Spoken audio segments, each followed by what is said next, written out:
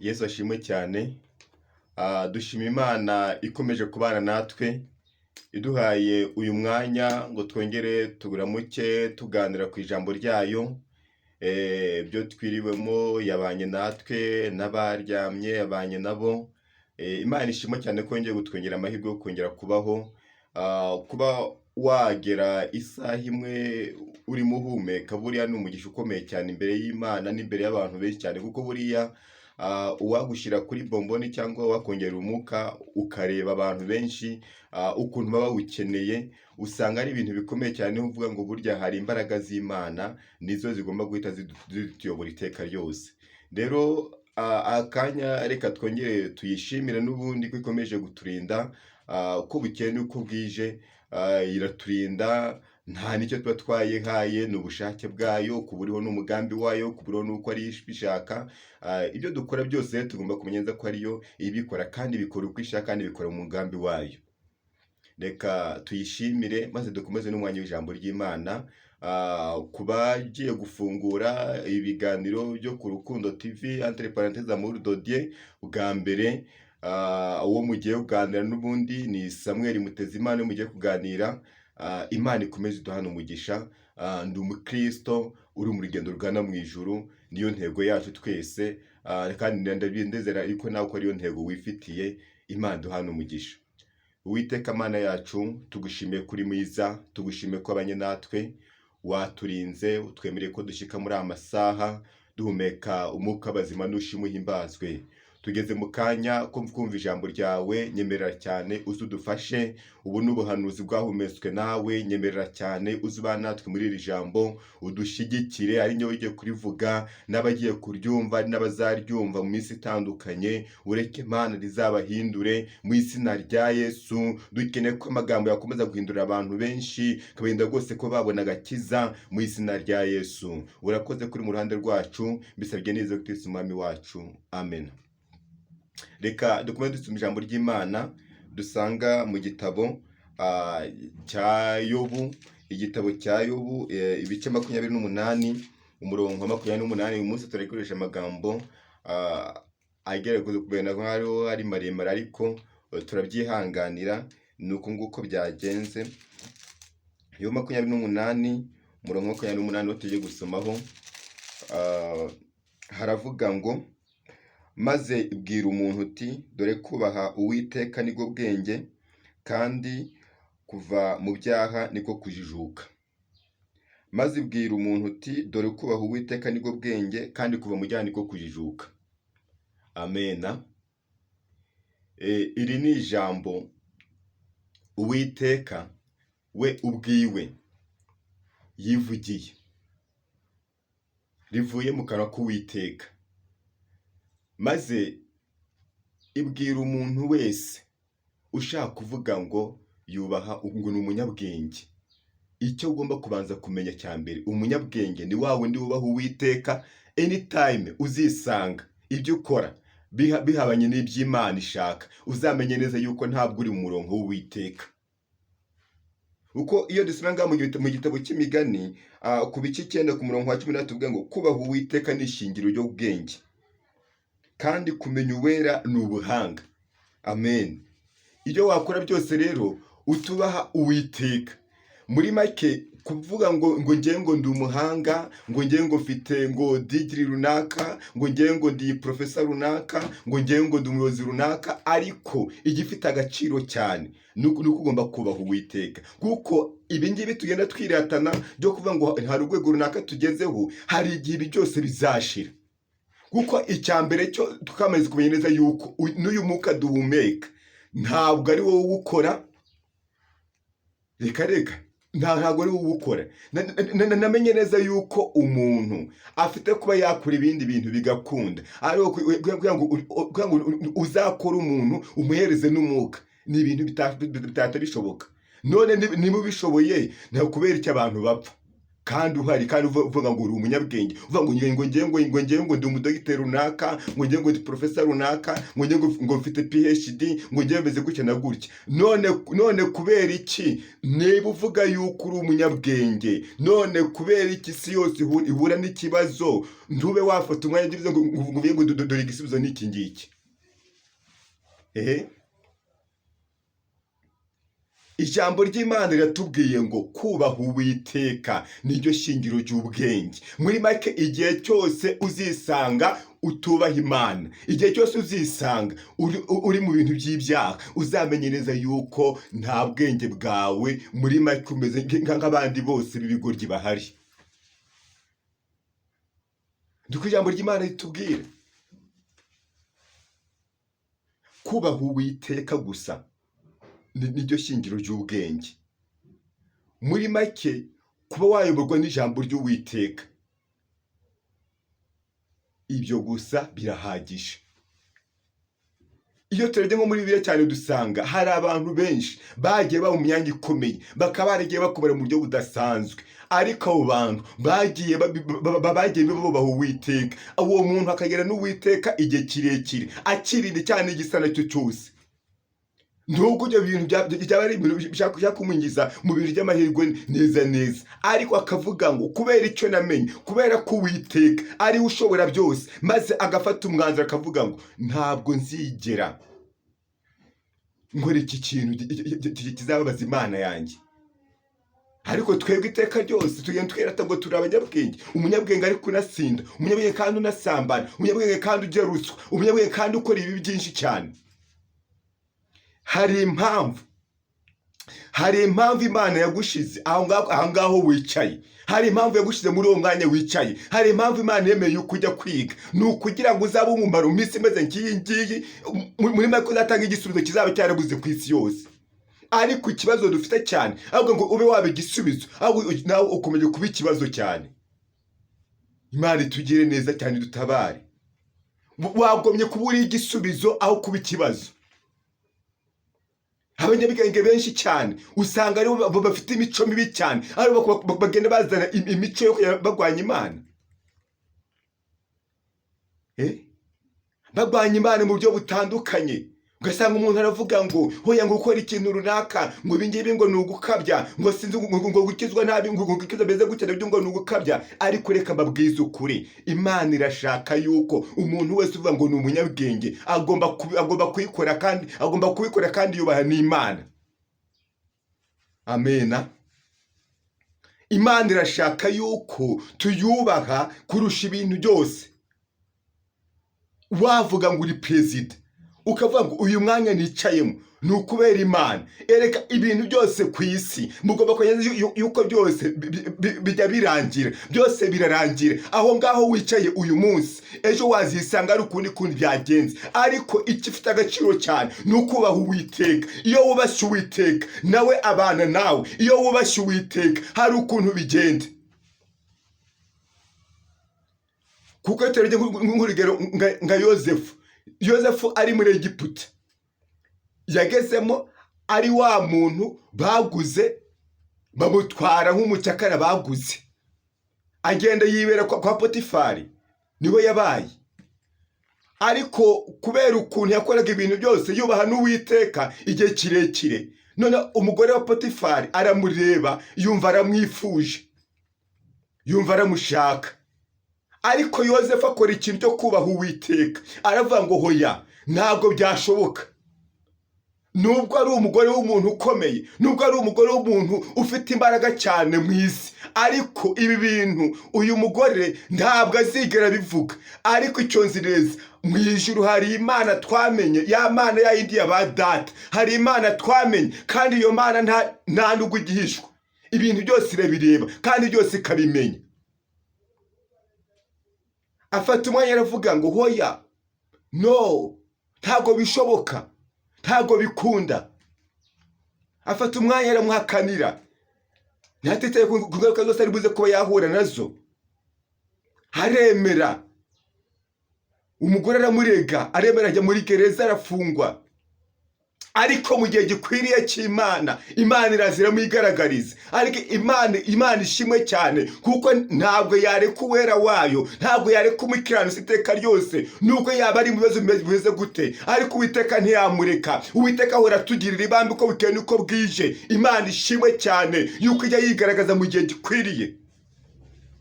Yabaye muri gereza, hazamo imfungwa nyinshi zitandukanye za politike, aba muri iyo gereza, ariko akomeza kubaha Imana. Niyo mpamvu mbabwira ngo kubaha Imana ntabwo wayubaha ari uko uri mu bintu byiza, wakubaha n'Imana uri no mu bibazo bitandukanye.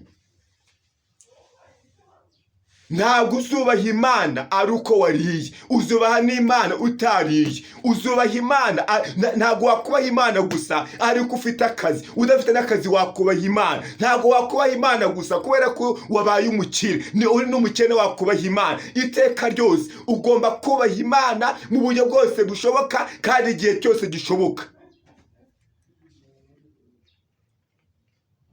Amena.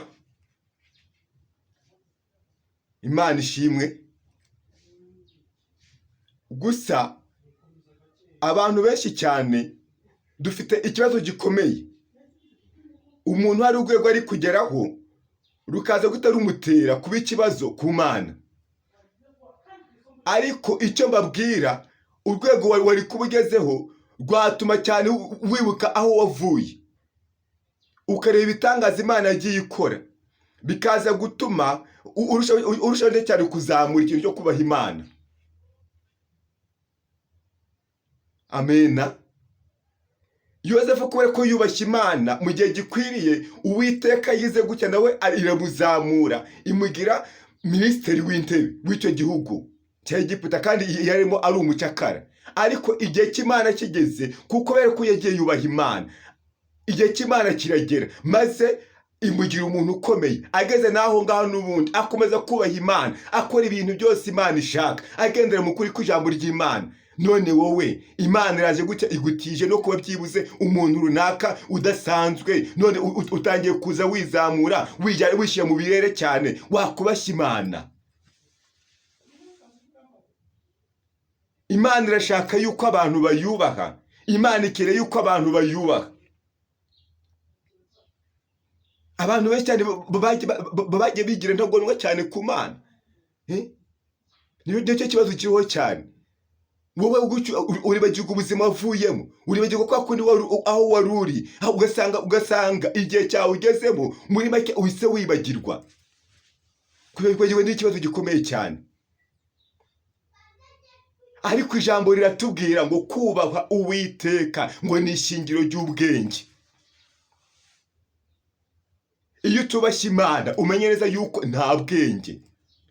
Ibyo wakwitwa byose uvuga ngo ngiye ngo ndi umuhanga runaka, ngo ngiye ngo mfite gutya na gutya, ibyo ufite ntabwo ibyo bifite agaciro, ahubwo ubikoresha gute? Wubaha Imana. Kumva ngo ngiye ngo ndi umukire, ngo ndi umuntu urenze cyane, ngo numeze gutya na gutya. Ariko icya mbere cyo baze wibaze cyane, Imana nyubaha gute? Mu buhe buryo? Bimeze gute? Baze wibaze cyane, nange nibaze. Icyo kintu baze ukibaze cyane, ubaze wibaze ukuntu uhagaze iyi saha, ubanze wibaze ahantu wicaye, umwanya uce mu iyi saha, ubanze wibaze ukuntu bimeze, ukuntu byifashe. Amena. Ubanze wibaze cyane ukuntu byifashe iyi saha, ubanze wibaze ubwo se uyu mwanya ko wicayemo, ko mbona ndi perezida, aha ngaha byibuze ibyo byo ndi gukora byubahisha Imana. Koko mbona ndi minisitiri runaka, ibyo ndi gukora byubahisha Imana. Ko mbona n'umuyobozi runaka, ibyo ndi gukora byubahisha Imana. Impamvu Imana yagushize aho ngaho ni uko uzaba umuntu umumaro mu gihe cy'iki ngiki. Ariko ikibazo dufite cyane, urimo urahagera ukibagirwa. Urimo urahagera ukibagirwa cyane. Banza wongere wibuke, baze wibaze impamvu yatumye Imana yagushira.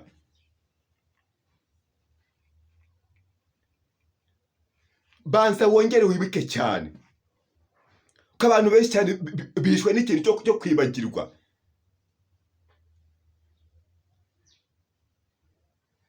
kuko Uwiteka yabwiye Sawuli aramubwira ngo genda urimbure Amaleki bose, ugende ubarimbure n'ibintu byabo byose ugende ubirimbure. Maze Sawuli aragenda, ageze hahandi n'ubundi icyo yakoze yagiye arimbura bamwe, ibintu bimwe na bimwe byiza cyane n'abagore beza bose akagenda bakiza. Uwiteka arababara cyane, aravuga ngo yicuza impamvu yatumye imushyira ku ngoma. Uwiteka arababara cyane mu buryo budasanzwe. Ubwo se Uwiteka ntabwo yaba arimo ababara impamvu yagushize aho hantu koko?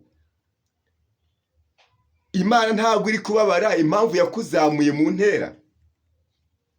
Imana ntabwo iri kubabara impamvu yakubakiye iyo nzu. Imana ntabwo iri kubabara impamvu yaguhaye iyo modoka. Ntabwo iri kwicuza impamvu yabikoze byose gutyo. Imana itugire neza cyane, Imana idutabare, Imana idutabare cyane. Uwiteka tugire neza cyane, kuko igihe ni iki gihe cy'uko ngo twongere twisubireho, twongere twisubireho cyane muri rusange. Tumenye neza, tumenye intego Imana yatumye ituzamura, yatumye Imana itugira neza, yatumye Imana ituzahura ikadukura muri bwa buzima twari turimo bukomeye cyane bumeze ukuntu, ikatuvana ahandi twari dutuye, maze ikadushyira ahantu hameze nk'aho ngaho wicaye. Banza wibaze impamvu yakwicaye aho ngaho ukorera. Banza wibaze impamvu yakwicaye muri iyo duka ryawe ukoreramo. Banza wibaze impamvu Uwiteka yaguhamagaye ikaba yagushinga umukumbi ungana gute ngo ugende uwuyobore. Ibaze impamvu cyane Uwiteka yakugize umuntu runaka. Amena. Iyo turebye cyane amateka y'Abiya dusanga umugabo Daniel yari wa muntu nawe wubashye Uwiteka mu gihe kiwe gikwiriye. Kubyo ibintu byose yakoraga byose avuga ngo ni Uwiteka ubikoze. Yageze ibwami aremera, baravuga ngo nta kindi, bareva ngo ahantu honyine twamutegera ni ku Mana yiwe, nta hantu turi ko twamutegera. None wowe bagutegera wowe ni hehe koko? Ntibagutegera ku mafaranga? Ntibagutegera ku bagore? Ntibagutegera ku bagabo? Ntibagutegera ku bintu runaka? Ariko bavuze baravuga ngo ahantu twamutegera gusa nta handi ni ku Mana yiwe, kuko twasanze ibyo akora byose abikora ari mu Mana yiwe, nta hantu aba yibereye, ni mu Mana. Noneho bafata umwanzuro wo kujya gusaba umwami azinye itegeko ry'uko mu minsi 30 uzagira ikindi kintu asaba atagisabye umwami, uwo ngo bazahita batamushyira mu rwobo rw'intare. Ariko igifite agaciro cyane, wa muntu wizeye Uwiteka, icyambere cy'Uwiteka ngo guhita mubera ibyiringiro. Bapanze uwo mugambi gutyo, Daniel akomeza ni gahunda yiwe yo gusenga Imana uko bukeye uko bwije. Asenga Imana uko bukeye uko bwije, atabaza Imana yiwe, ayongera kuyishimira n'ubundi nkuko yari asanzwe abikora mu gitondo, saa sita na nimugoroba, akabikora 3 ku munsi nkuko bisabwa. Ariko Uwiteka aramwumva. Wa munsi wo kuza kumufata uregeze, baraza baramufata bamushyira mu rwobo rw'intare. Ariko ageze mu rwobo rw'intare asanga Uwiteka yahabanjirije. Niyo mpamvu ngubwira ngo ntabwo izigera yemera yuko Uwera wiwe yahura n'ibibazo runaka, kuko icyambere cyo hamwe n'ibitugerageza byose Uwiteka agenda ducira kanzu. Niko ijambo ry'Imana ritubwira, kandi nako kuri kw'ijambo na Daniel niko byagenze. Yabaye mu butware bw'Imana, asanga Uwiteka yamaje muri rwagobo, asanga Uwiteka rurimo. Ariko umwami nyiri igihugu nawe abura amahoro ku bwa Daniel, maze bituma umwami ahageze nawe ahamagara Daniel. Yumvise Daniel akiri muzima, umwami ahimbaza Imana y'Amana atarazi, maze Daniel aho ngaho abavuza ijambo ry'Imana, atiriwe ajya no kuvuga ahantu hatandukanye, abavuza Imana kubera ukuntu yitwara mu buyobozi. Dukeneye yuko isi yose yagira abayobozi bameze nk'aba Daniel, bubaha Imana. Kuko impamvu buri agenda aboneka intandaro z'intambara n'ibintu bya ruswa n'ibintu bimeze ukuntu mu buyobozi, ni ukubera yuko abantu batubaha Imana. Ariko aramutse abonetse abayobozi bubaha Imana, isi yose yagira umudendezo. impamvu tudahera tubona cyane ibintu by'ibyorezo. Ibyorezo biterwa nta kintu kuko n'indigano Imana ibitanze, uko abantu b'isi bagiye bimura Imana bakayishyira ku ruhande, ugasanga n'abantu bavuga ngo ni abanyamadini abo ubwabo nibo bagiye bishakira indamu mbi zabo, usanga kugira ngo baze kuvuga ukuri kw'ijambo cyabaye ikibazo gikomeye cyane. Ariko igihe n'iki kugira ngo abantu bakanguke bongere bamenye cyane iby'Imana ishaka. Nta kindi Imana dukeneyeho ni ukwera no gukiranuka, kuko icyambere cyo ni ukora ibyo bintu byose gutya uzaba uyubashye. Amena. Kubaho Uwiteka ni ishingiro ry'ubwenge. Kuva mu byaha niko kujijuka, nta kindi. Ibyo wakora byose, icyambere cyo kuva ngo ufite ngo amadigi runaka ntabwo azatuma udakora ibyaha. Ariko nubwo waba utarize primaire, ariko ukubaha Uwiteka, ibyo niyo bizaba bihagije. Amena. Dufite abantu benshi cyane bafite amadigiri atandukanye, hari abafite za doctora, ariko uwo ngo wareba ibyo akora ugasanga ni wa muntu urara mu kabari, ni wa muntu urara mu ndaye buri gihe cyose. Gusa ikibazo, uwo muntu ni umunyabwenge koko? Ni umunyabwenge uwo muntu umeze gutyo? Ubwo si umuntu ujya ruswa n'umunyabwenge?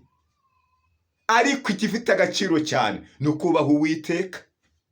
Kubaha Uwiteka niyo shingiro cy'ubwenge, naho ibindi byose ni ubusa. Amena. Kubaha Uwiteka gusa, ibyo birahagije. Banza wibaze cyane, ubu ko nitwara, ibyo ndi gukora birimo byubahisha Uwiteka? Kuba Uwiteka yaremeye akubwira ngo wowe genda ujye kwiga, ugiye urize, wize amashuri ashoboka, wize ugeze no muri za doctora na za PhD zose urazize, uje uri umuntu umukanaka ukomeye cyane, uje ufite umwanya ukomeye cyane, ariko uwo mwanya kukomeje gukubera umutego, ugasanga ibintu byose utigeze ukora usigaye ubikora, biterwa n'iki? Abantu kubera iki ibintu cyane ibintu Imana agiye ikora?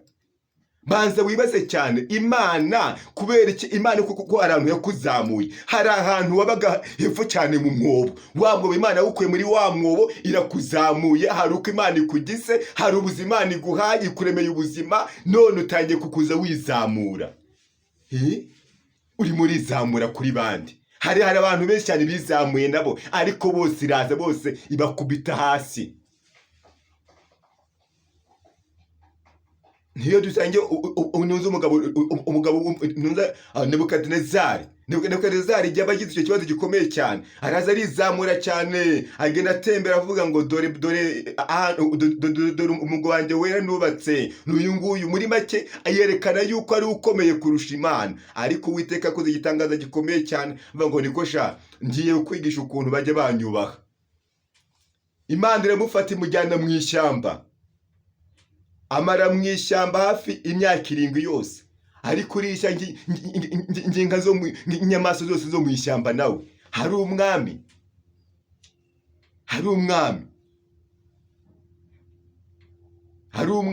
Rero niyo mpamvu nkubwira ngo wowe nta rwego wageraho Uwiteka atagukuraho. Wowe nta mafaranga watunga Uwiteka atashobora no kwambura. Wowe yakuyaga yose bikanakunda, kandi akomeza akitwa Imana, kuko yitwa ishobora byose. Ubwo rero icyambere cyo nibivuga ngo ishoboye byose, ari ibintu byiza byose irabishoboye. Amena. Nebukadinezari yagiye kwiga kubaha Imana. Ijambo kubaha Imana gusa byonyine yagize igihe kigana n'imyaka 7 yiga kubaha Imana gusa, nta kindi. Ariko yavuye aho ngaho azahimbaza Imana, azavuga Imana neza, mu buryo budasanzwe. Nawe niyo mpamvu nkubwira ngo niba wanze kubaha Imana, Uwiteka nawe ushobora kugufata akajya kukwigisha ukuntu bayubaha, kandi wanabyihanganira. Niyo mpamvu mbabwira ngo iteka ryose tugomba kubaho dushakisha cyane uko twakora ibyo Umwami ashaka kandi ashima. Amena. Nicyo kintu gifite agaciro cyane. nabyo byo kuzuvuga ngo ngiye ngo ndi kanaka icyo uri cyo cyose aho ngaho wicaye hari n'abandi bari bahari,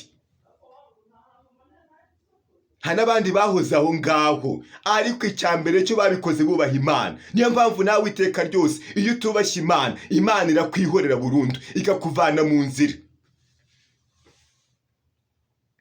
Amena.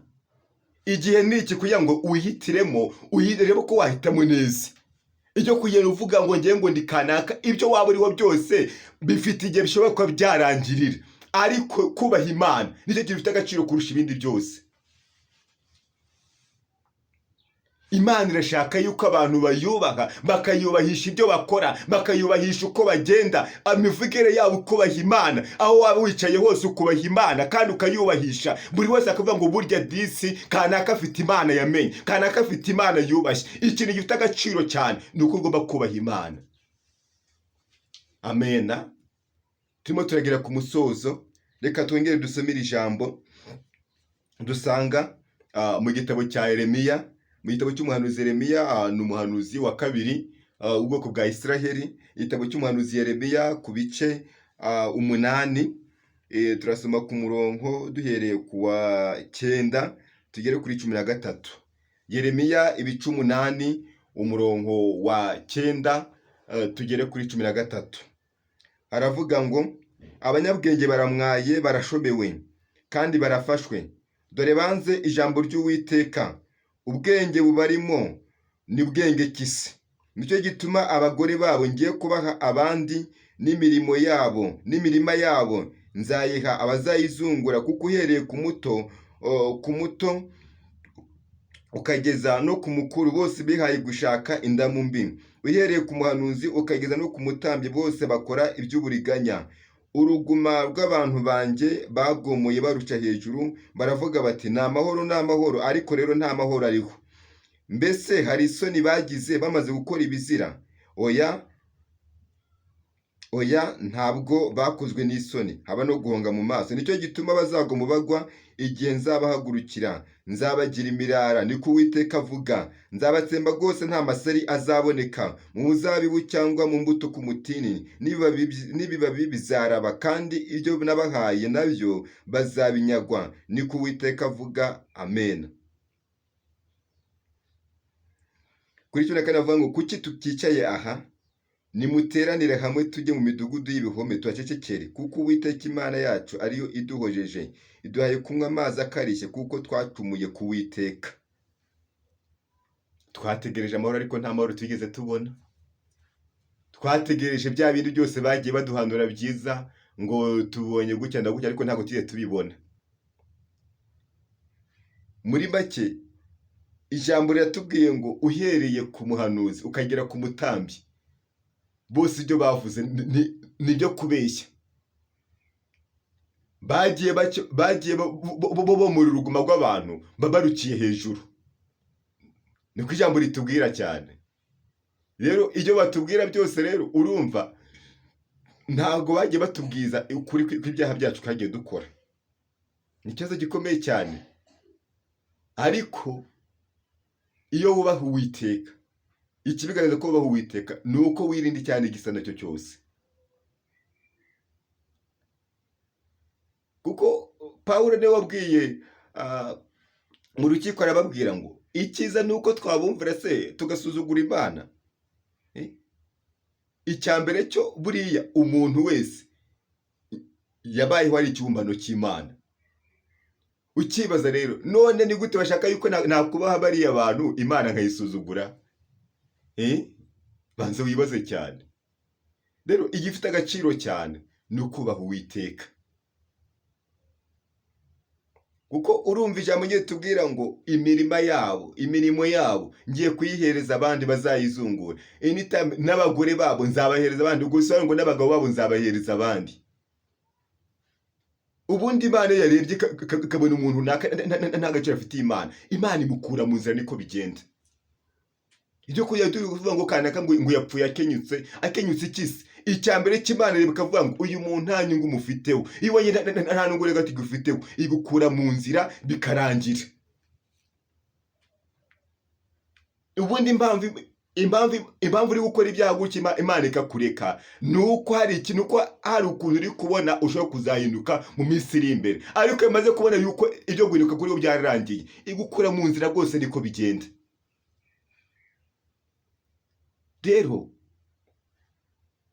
ijambo ry'Uwiteka ryagira rivuga ngo abanyabwenge baramwaye, banze ijambo ry'Uwiteka. Ubwenge barimo n'ubwenge kise, ubundi ubwenge wazi wiratana ufite n'ubwenge ki? Ubundi wakubaza uko umuntu arimwe wabimenya? Wakubaza byibuze n'akantu gato byibuze Imana akoresha ubwenge yari mu muntu byibuze ako wabonye n'icyo wigeze ubona? Muri make Imana ifite ibibazo byinshi yakubaze wowe wita ngo uri umunyabwenge uko wabura icyo uyisubiza, ariko bifite agaciro cyane no kubaha Uwiteka. Nimureke tubaha Uwiteka ibindi byose bizagenda neza, kandi nimufate umwanya wo kubaha Uwiteka. N'iyi si yacu turimo tuvuga, iyi si nayo izagenda neza kandi izagira umutekano, izagira amahoro. Icyo nzi neza n'ibyo byose tujya tubona byose by'inzara byose bizarangira, ari izi ntambara zizarangira, ariko ikibazo dufite cyane muri iyi minsi ni uko twanze kubaha Uwiteka. Icyo kibazo kiriho nta kindi. Ariko niwishakemo cyane ukuntu wakora ibyo Umwami ashaka kandi ashima, Uwiteka yongera kuyobora imigendere yawe. Ibyo wavuga byose ngo uri ku ishuri, ayo mashuri yawe waba urimo yose uvuga byibuze ndimo ndabikora nubaha Imana. Uvuge ngo ubuzima bwose naba ndimo murimo ariko nubaha Imana. Uvuge ngo naba ngenda kose ndimo ndagenda ariko nubaha Imana. Igifite agaciro cyane ukubaha, ni cyo kintu gifite agaciro, nta kindi cyose gifite agaciro. Ibyo wakora byose, ubutunzi ufite yaba ukwamburika buhereza abandi, abana bavuga ngo ufite abana yaba kwambura n'ubundi, icyo uvuga ngo ibintu nako ukeneye byose, ijyambere gifite agaciro cyane ni ukubaha Imana, ni ukugenda mu kuri kw'ijambo ry'Imana. Nimurebe uko mwahinduka n'imiburo y'Uwiteka, maze Uwiteka yongere akubonekere. Uzi kuyoboga n'umuntu w'umuyobozi ufite umwuka wera, wuzuye umwuka wera, maze kubaha Imana. Uzi ukuntu ubona ari byiza. Icyambere cyo reka mabwiza ukuri, ubundi muzagira amahirwe mukaze kubona umuyobozi wifitemo ikintu cy'ukuri, akagira kwizera muri we, akuzura umwuka wera, agasenga neza. Uwo muyobozi akagira urukundo ruhamye, uwo nguwo rwose icyo gihugu kizaba kimeze nka paradizo neza neza. Ariko uza wese araza mufite ibyo muje gushaka, ariko gifite agaciro cyane ni ukubaha Imana. Kuko nutubaha Imana yo ifite ukuntu rwose izishakira icyubahiro cyayo kandi izakibona nyine. Wabyemera utabyemera, icyubahiro cyayo izakibona mu gihe cyayo ishaka.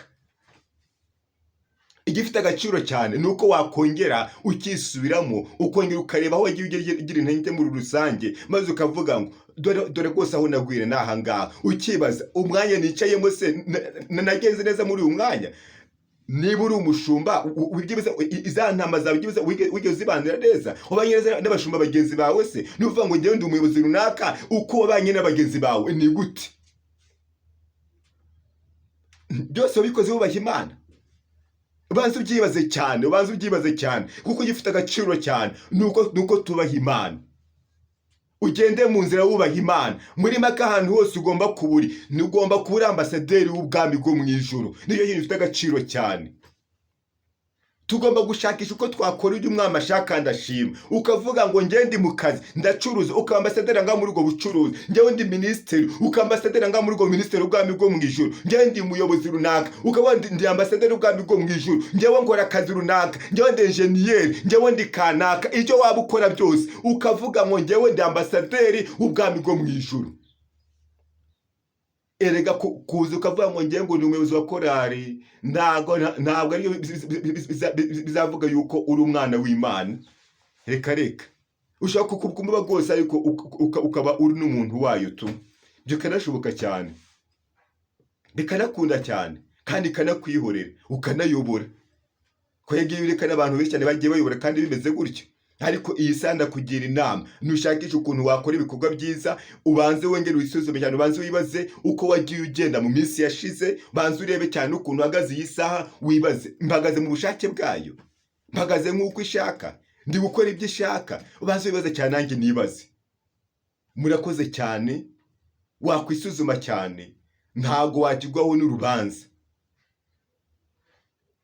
mureke dufate umwanya dusenga Imana, dushimire Imana, dusaba Imana imbaraga idushoboze kuba twakora ibyo ishaka muri rusange. Aho waba wicaye hose, waba uri umuyobozi runaka, waba uri umuntu runaka, icyo waba uri cyo cyose, uvuge ngo ndimo ndabikora ku bw'ubwami bw'Imana. Iyo gihe dufite agaciro nta kindi. Amena. Rero turasoje, mureke dusenge Imana. Uwiteka Mana yacu, tugushimira ku ijambo ryawe, dushoboze, dusanze twebwe ntabwo dushoboye, ntabwo twakwishoboza kukubaha nk'uko bikwiriye, ariko twambika imbaraga udushoboze muri iyi minsi ya none, udushoboze kukubaha rwose nk'uko bikwiriye. Urakoze murengezi mwiza we, reka iri jambo ryawe rikomeze riduhindure mu buryo bwose budasanzwe, tube rwose abushaka. Urakoze ko icyo bakora cyawe iteka ryose, mbese bigerize ku Kristo umwami wacu.